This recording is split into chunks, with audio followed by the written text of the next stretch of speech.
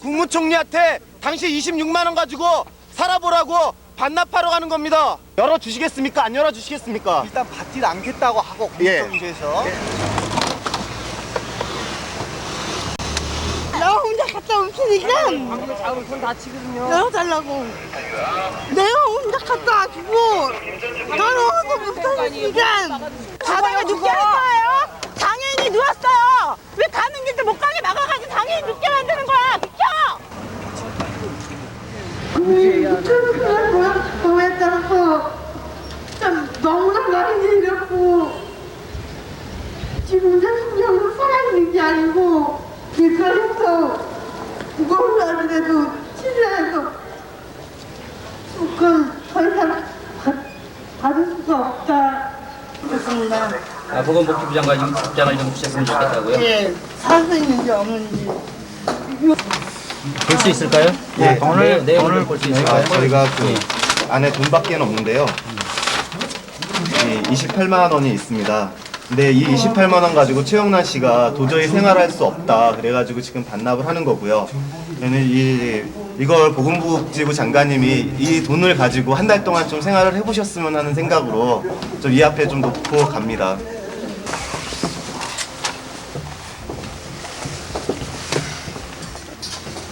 내 이름은 몰라볼지도 모르니까 28만 원으로 가면 뭐라부터 해야 돼. 어떻게 쓰는지 제가 기다리겠습니다.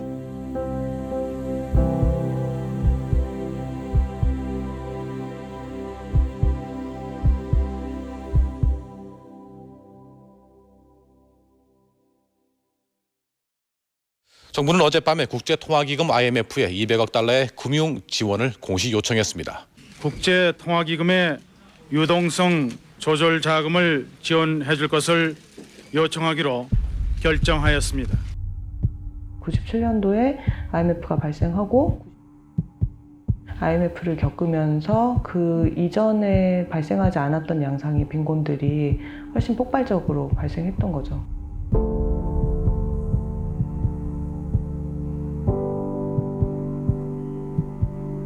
직장을 잃거나 폐업을 하거나 사업에 실패하거나 이런 이유들로 빈곤 상황을 맞닥뜨리게 되는데 그때 작동하는 사회보장제도가 한국 사회에 전혀 없었다. 그래서 이런 것들을 좀 대응하기 위해서 국민기초생활보장법이 만들어지게 된 거죠.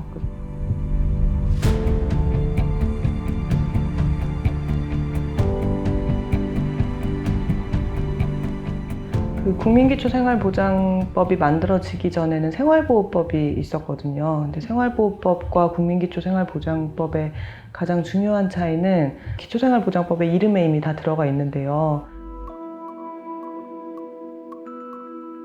그 국민이라고 시작하는 거기에 이제 전 국민에게 신청권을 보장한다라는 게 있고, 그리고 기초생활이라고 하는 게 이제 최저생계비를 보장한다라는 걸로 좀 함축이 되는데, 그 최저생계비의 의미는 그 법 2조에 있는 것처럼 건강하고 문화적인 생활을 할 수 있는 최소한의 비용이라고 좀 함축적으로 얘기할 수 있을 것 같고요. 그리고 전 국민이 갖고 있는 권리로서 보장받을 수 있다라는 걸로 이제 변화를 한 거죠. 그래서 취지 자체는 굉장히 멋진 법이라고 볼 수도 있겠죠.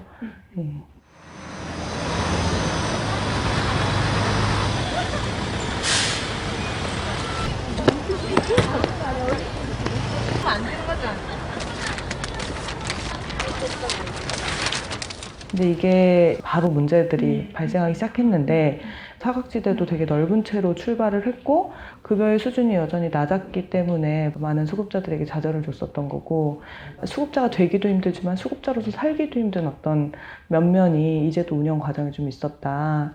그래서 바로 1년 뒤에 이제 최용란 열사 같은 목소리가 나올 수밖에 없었고, 현장 집회로 하고, 그리고 지금 그 최용란 열사가 그때 당시에 영구임대 아파트에 살고 있었는데, 이제 아파트 월세와 이런저런 관리비만 하더라도 한 16만 원 정도가 지출이 되거든요.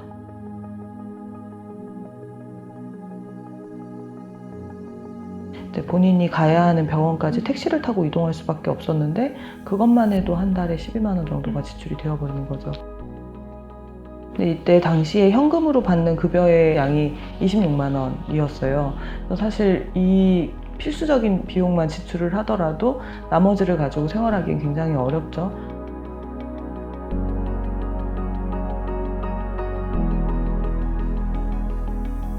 이제 이렇게 너무 급여가 적다 보니까 원래는 노점상을 통해서 조금이라도 생계 보충을 좀 해볼까 하고 포기했었던 노점상을 다시 나가게 되죠. 근데 이런 게 또 이웃들의 신고로 발각이 되어서 수고권을 받든지 노점상을 포기해라. 둘 중에 하나를 선택을 해야 된다. 이런 통보를 받고 노점상을 이제 또 포기를 하게 되죠. 그래서 옴짝달싹할 수 없는 상황이라는 것에 대해서 되게 느꼈을 것 같아요. 이렇게 저희 같은 경우에 나보고 죽으라는 건지 살라는 건지. 인정해주겠다 이런 게 별로 없어요. 집에서 26만 원을 한 달 동안 기다리면서 누워 있었어요. 사람이 누워 있다 보니까 어떤 사는 의지가 없어지고 아파트에서 혼자 있으면서 일도 많이 샀어요. 또 나 같은 사람이 또 나타나지 않게 해달라고 수많은 유서를 써놓고 그리고 난 이제 여기만 드나들면 인간들이 압도해지는. 혼자 억울해서 못 죽겠더라고요. 그러면 안 되죠. 그러면 안 돼요. 그래도 여기 나오면 내가 사실 되게 건강이 보이고 있습니다만 12월 5일 날 저희가 집회를 통해서 김원길 장관 집 앞에서의 집회를 통해서 생계급여를 반납하고 그리고 26만 원으로는 도저히 살 수 없음을 그리고 저희의 최저 생계비가 현실화되기 위한 사람이 살 수 있을 만큼 적절하게 지급하라라고 하는 그리고 그것을 막고 있는 온갖 독소 조항을 없애고자 하는 투쟁을 벌려나가고자 합니다. 국무총리한테 당시 26만 원 가지고 살아보라고 반납하러 가는 겁니다. 나 혼자 갔다 올 테니까 방금 잡은 손 다치거든요. 열어달라고. 내가 혼자 갔다 와주고 나는 못하니까 일단 받질 않겠다고 하고 공정위에서 가다가 눕게 할 거예요? 당연히 누웠어요. 왜 가는 길도 못 가게 막아가지고 당연히 눕게 만드는 거야. 비켜! 좋습니다. 보건복지부 장관이 좀 주셨으면 좋겠다고요. 예, 살 수 있는지 없는지.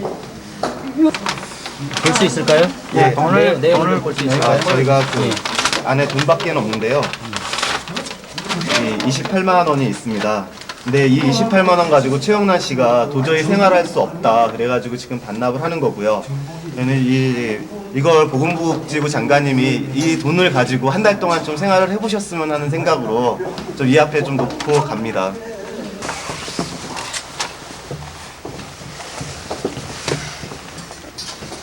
내 이름은 몰라볼지도 모르니까.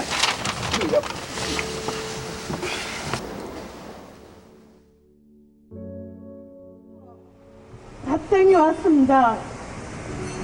다 죽었다. 다시 물어봤습니다. 어떤 걸 다 죽었냐? 해줄 만큼 해주었다. 너무 기가 막혀갖고 끝까지 물고 늘어져서 여기까지 왔습니다. 더 이상 저는 이제 정부로부터 받을 것도 없고 줄 것도 없고 사람답게 인간답게 할 수 있는 그날이 올 때까지 끝까지 싸워서 결의합니다. 감사합니다.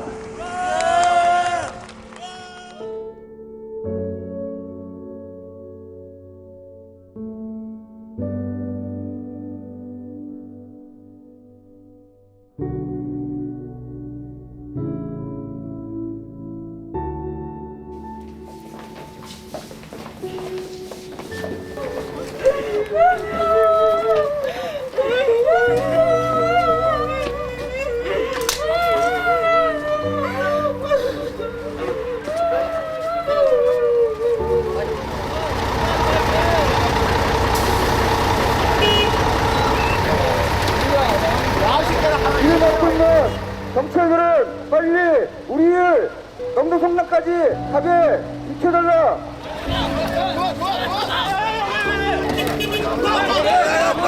좋아.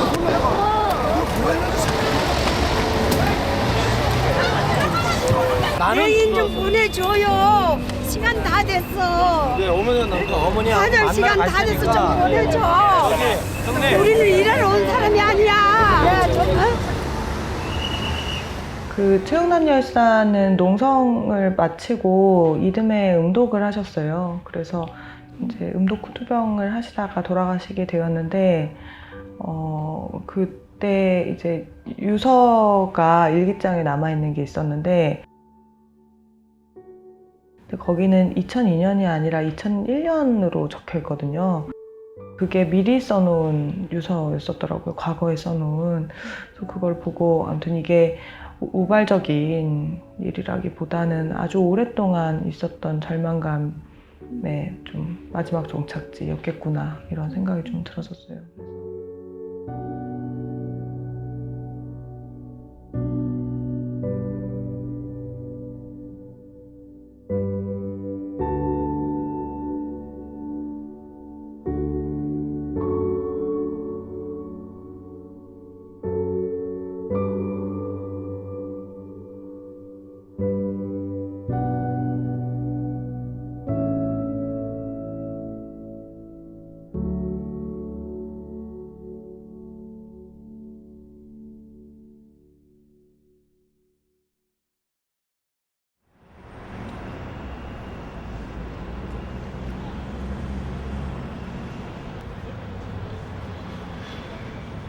오늘 여기 서울역에서 6시까지 선전전을 진행하고요. 그리고 저희 최저생계비를 적극적으로 알려내고, 그리고 껌을 나눠주는 최저생계비는 껌값입니다. 이 낮은 최저생계비를 현실적으로 인상하기 위한 노력들을 모아달라고 저희 선전전을 진행하도록 하겠습니다. 최영란 열사 사후에도 최저생계비 인상을 위한 투쟁은 꾸준하게 진행이 됐어요. 최영란 열사가 요구했던 것은, 그리고 지금도 기초생활보장제도 개정 운동이 요구하고 있는 것은 이 생계비를 현실화해야 된다라는 거거든요. 이때 당시에 최저생계비 계측조사의 방식은 그 장바구니 방식이라고 해서 그냥 가상의 4인 가구, 중소도시에 사는 4인 가구를 가정을 해놓고 그 4인 가구가 1년 동안 필요한 재화 서비스의 가격을 모두 다 합하는 거예요. 총 합을 12개월로 나눠서 최저생계비를 결정하는 거죠. 그래서 여기 계측조사 항목에 들어있는 것들을 보면 사실 너무 어처구니가 없어요. 뭐 두 벌의 브레이지어를 가지고 4년을 입으라는 둥, 뭐 이런 식으로 계측조사가 되어 있는데, 그 항목을 보다 보면 빈곤층은 이 정도로도 살 수 있다라는 편견이 은은하게 풍긴다고 생각하거든요. 그 다음에 여기 중간 탁자에다가 전화기 올려서 통신비하고, 여기 토큰 있으니까 교통비, 교통통신비 들어가고, 밑에 그 석유통 가져올 거거든요. 거기에 수도 하고 광열비. 지금 한 달 36만 원으로 살 수 있는 물품들 저희들이 사서 이제 전시하는 거죠. 전시해서 이 정도, 그 정도 돈을 가지고 살 수 있는 물품이 얼마나 정도인지 전시해서 이제 좀 알리는 그런 작업하고 있습니다.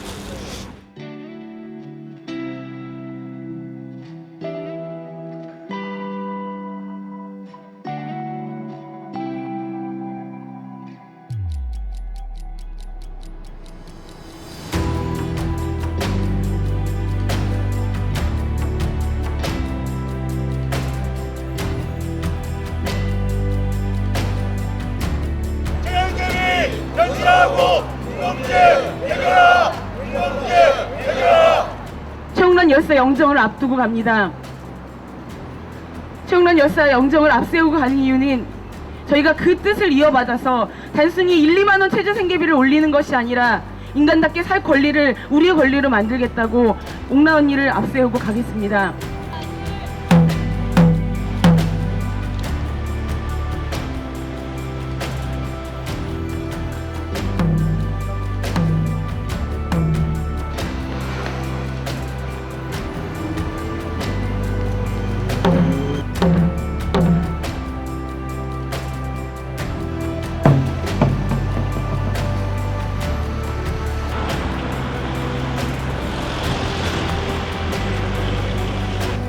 여러분, 소득이 거리에서 생활하는 데만 해도 23만 원의 한 달의 생계비가 듭니다. 그런데 현재 정부가 인간다운 삶을 살라고 책정해놓은 최저 생계비가 36만 원이라는 것 너무나 비현실적이지 않습니까? 예간다요 듣기 싫다. 최저 생계비 현실화로 빈곤 문제 해결 진행. 국조법 전면 개정과 자율지원법 제정, 그리고 행정대집행법 전면 개정, 비정규직 변리입법 쟁취뿐만 아니라 장애인 차별금지법 제정까지 우리의 과제는 이것 이외에도 많은 것 같습니다. 우리만 몇 명만 하는 게 아니라 사람들이 이 문제에 대해서 공감하고 함께 결합할 수 있는 방안들을 이 농성장을 통해서 고민하고 내올 수 있도록 잘해야 되겠다. 어쨌든 최저생계비 결정 방식 자체가 그 장바구니 방식이다 보니까 너무나 자의적이라는 거죠. 그리고 전체 국민들의 생활 수준이나 이런 상대적인 기준이 반영이 안 된 채로 이루어진다. 그래서 상대빈곤선 도입이라든지 좀 급여의 다층화 이런 것들을 요구를 했었는데 이제 박근혜 정부에서 그거를 공약을 했죠. 정부가 각종 복지수당의 지급 기준을 최저생계비에서 중위소득으로 바꿨습니다. 중위소득이란 모든 가구를 소득 순서대로 줄을 세웠을 때 정확히 중간에 있는 가구의 소득을 뜻합니다. 중앙생활보장위원회는 어제 2015년도 기준 중위소득을 4인 가구 422만 2,500원으로 의결했습니다. 그때 당시에 개정 내용 같은 경우에는 저희의 기대랑은 너무 어긋난 내용들이었죠. 원래는 최저생계비 이하 혹은 이상 이렇게 두 가지로 나눠져 있던 게 생계급여, 의료급여, 주거급여, 교육급여 이렇게 네 가지 선정 기준으로 다 따로따로 나눠졌어요. 그래서 생계급여는 기준중위소득의 30%, 의료급여는 40%, 주거급여는 처음 도입될 때는 43%, 그리고 교육급여는 50% 이렇게 출발을 했는데 기존의 최저생계비와 크게 다르지 않은 수준에서 출발을 했어요. 그래서 이런 게 도입되었다고 해서 급여 수준이 많이 인상되거나 그런 거는 아니었다.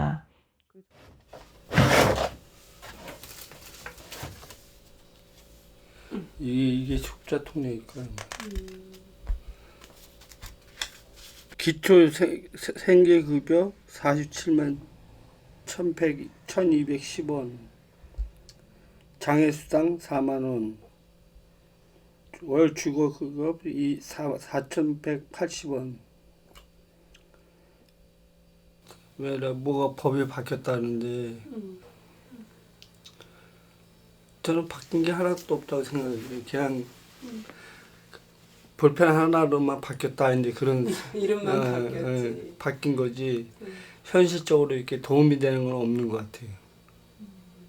근데 수급자가 되고 나서부터는 돈을 어디 가서 뭘 이렇게 벌지를 못하고 첫째 거기 꼭 그 아구리에 딱 갇혀갖고 돼지우리에 갇혀갖고 딱 생활하는 것밖에 안 되잖아요. 그 50만 원이나 한도 내서 이렇게 다람쥐 쳇바퀴 돌듯이 그냥 돌고 도는 생활, 그 생활이 최고죠.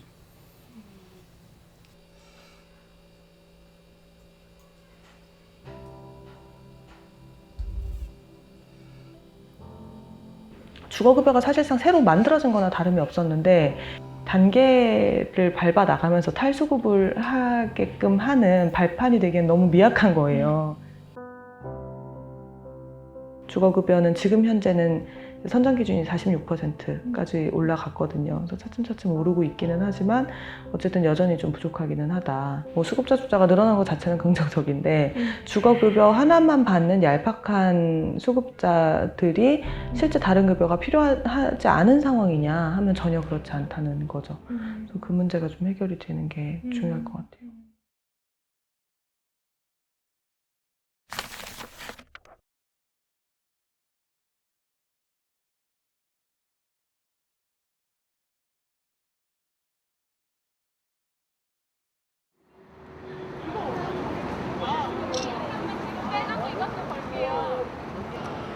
제 꿈이 있습니다.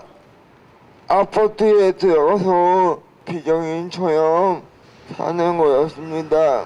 제 가족이 와서 자산이 있고 소득이 있어서 수급자가 안 되니 나가지 말고 시설에만 있어야 한다고 합니다. 부양의자 제도 때문에 제 꿈을 이뤘습니다. 가족들에게 적은 돈이지만 부담이 되지 않게 또 또 친구들을 만날 때 돈이 없어서 눈치 보면서 주눅들지 않게 기초생활수급자가 되었으면 좋겠습니다. 기초생활수급을 신청하였으나 부양 의무자 기준에 걸려 수급자가 되지 못하였습니다. 아들이 소득이 많아서 안 된다는 것이었습니다. 부양 의무자 문제 가지고 100만 명이 사각지대에 있습니다. 그 사람들의 삶 하나하나가 얼마나 애절하고 고통스럽습니까? 그 애절하고 고통스러운 삶의 현실들을 오늘 38명의 우리 정언할 사람들이 직접 먼저 나서서 청와대에 가서 이야기하려고 합니다.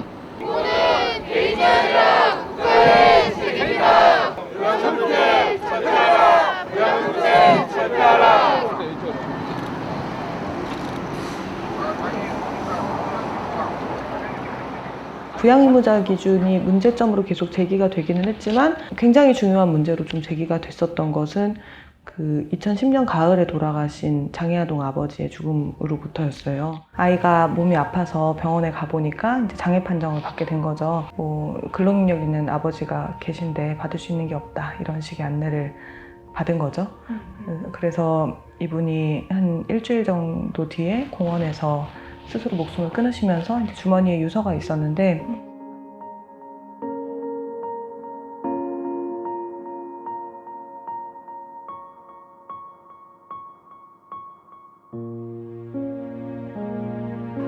오늘 우리는 유서를 다시 한번 읽습니다.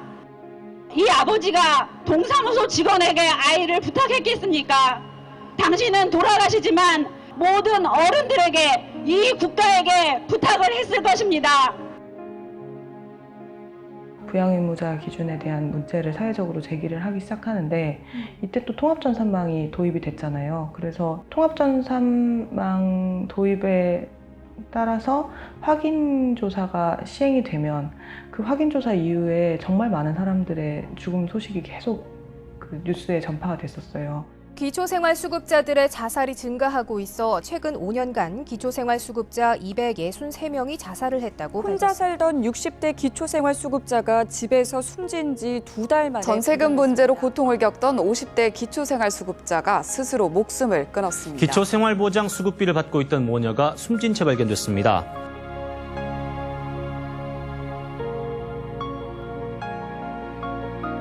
탁상머리에서 컴퓨터 두들겨서 하는 사회복지 통합전산망을 통해서 이렇게 10만 명 수급자의 탈락 통지를 내리고 있습니다. 지금 알려진 것만 10만이라고 합니다. 삭감된 인원 배는 더 될 것이라고 예상됩니다. 부양의무제 철폐하라. 부양의무제 철폐하라. 한번 복지부 면담했는데요.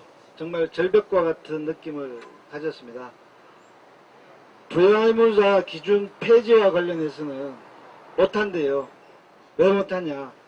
사회적 합의가 없다라고 이야기를 합니다. 일제조사 문제, 그리고 지금 수급권 탈락하는 문제, 수급권 깎이는 문제, 그리고 시기만 다르지 조금씩 우리 삶을 갉아먹는 이 복지 정책의 기본적인 문제를 넘기 위한 투쟁을 좀 했으면 좋겠습니다.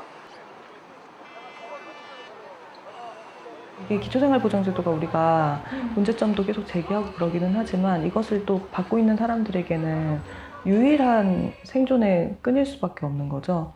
이 제도 안에 있는 사람들에게 부족하지만 얼마나 소중하고 살아갈 수 있는 유일한 근거가 되고 있는지에 대해서도 너무 이렇게 거리가 짧은 거죠. 그 뒤에 공간이 하나도 안 남아 있는 상황에서 이제 마지막 푸시가 일어나는 일인 것 같아요. 2002년도에 최홍란 열사가 명동성당 덜머리에서 투쟁하다가 돌아가셨습니다. 2002년도입니다. 그리고 기초생활보장법이 만들어진 지 10년이 됐습니다. 410만 명 가까이가 빈곤의 사각지대에 있습니다. 이 문제를 우리는 이 순간 풀지 않는다면 과연 누가 이 문제를 풀겠습니까? 우리의 투쟁을 가지고 진정한 복지를 한번 시험하시면 좋겠습니다. 개고장을 갖고 오세요. 개고장을.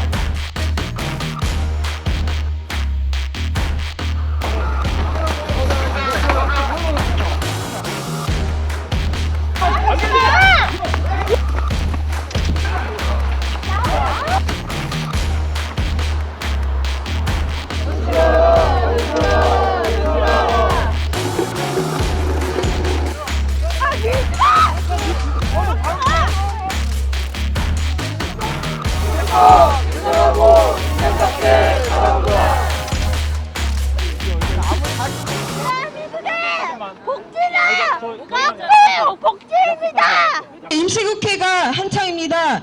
우리가 10년이나 남겨두었던 국민기초생활보장제도의 사각지대를 이제는 제발 해소해달라고 개정을 위해 즉각 나서야 할 것입니다. 가난은 가족이 아니라 국가의 책임이다.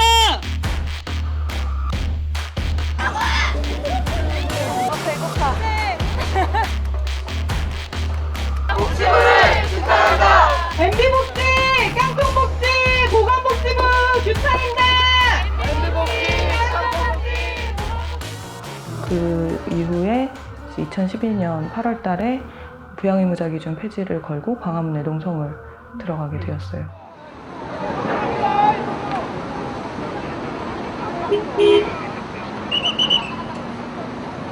지하철 타러 간다고요, 지하철.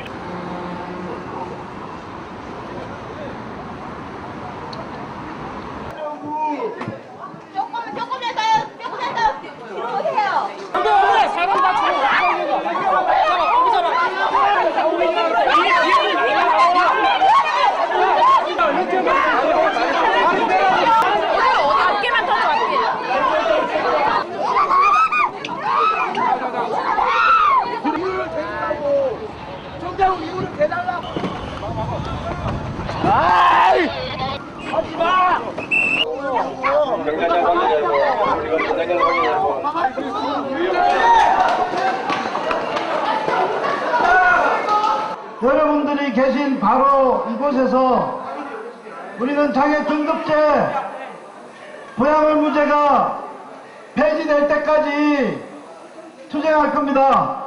이 자리 선수하면서 많은 시민들 만나면서 이곳이 꼭 없어져야 진짜 복지, 모두가 평등하게 살 수 있는 세상 만들어갈 수 있다는 것을 힘차게 알려나갔으면 좋겠습니다.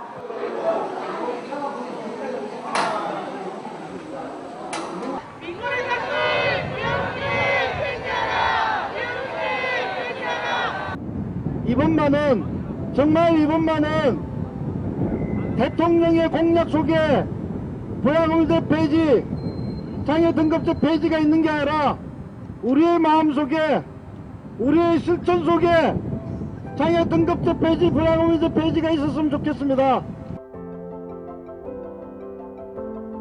천막을 218일째 버리고 있습니다.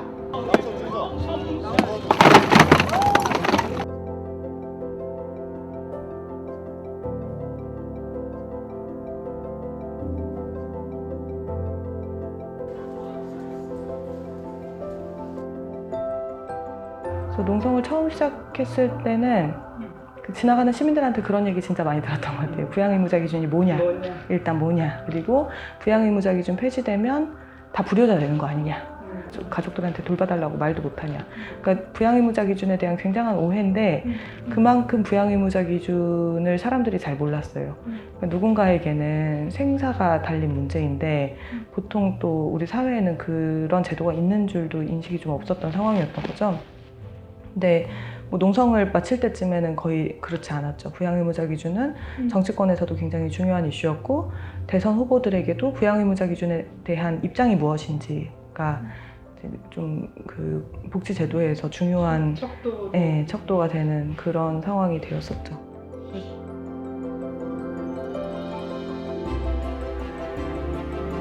여기 묻겠습니다. 장애 등급제 폐지, 부양의무제 폐지 언제 할 것입니까?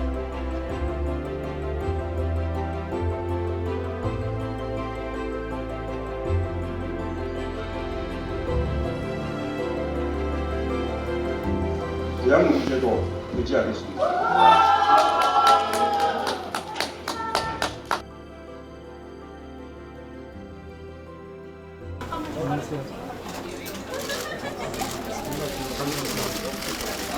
앞에요. 예, 말씀하십니다.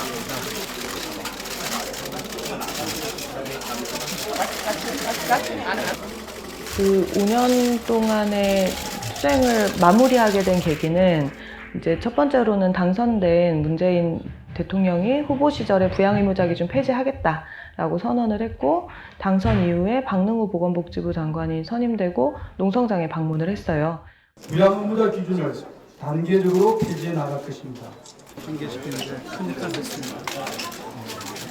그래서 부양의무자 기준을 폐지하겠다라고 약속을 했었는데, 그 약속의 구체적인 내용이 뭐였냐면 2차 기초생활보장제도 기본계획안에 완전 폐지의 로드맵을 넣도록 노력하겠다. 그리고 이런 것들을 이행하기 위해서 민관협의체를 구성하겠다라는 거였어요. 그래서 이 약속을 믿고 이제 농성을 해단했던 거죠. 그리고 작년 2017년 9월 5일 그로부터 1년이 지났습니다. 동지들 어떠십니까? 장애 등급제 폐지됐습니까? 부양의무자 기준 폐지됐습니까? 바람들에 앞서 그 민관협의체에 들어가자마자서부터 사실 이제 약속을 뒤바꾸려는 노력을 계속했어요. 그러니까 폐지가 아니라 단계적 폐지다. 부양의무자 기준 완전 폐지는 애초에 공약이 아니었다라는 식으로 계속 얘기를 하더라고요. 그래서 너무나 황당했죠. 부양의무자 기준 완전 폐지하라!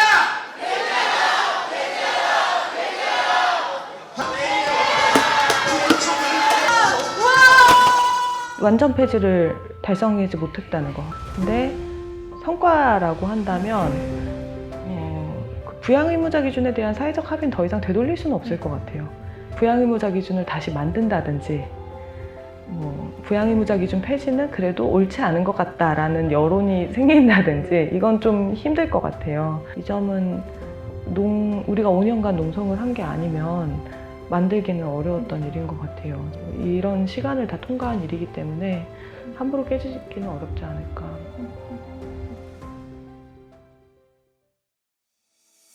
만약에 최용란이 지금 우리 곁에 있다면, 근데 20년 전에는 최용란이 혼자 싸움을 시작했었잖아요.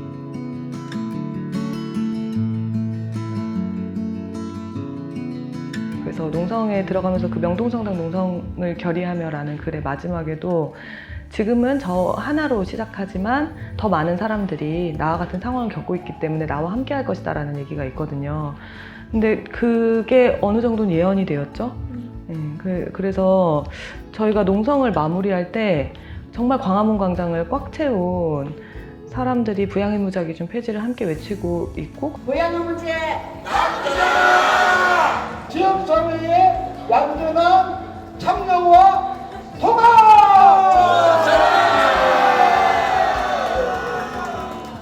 그 모습을 보면서 정말 그 말은 예언이 되었다라고 생각을 했었거든요.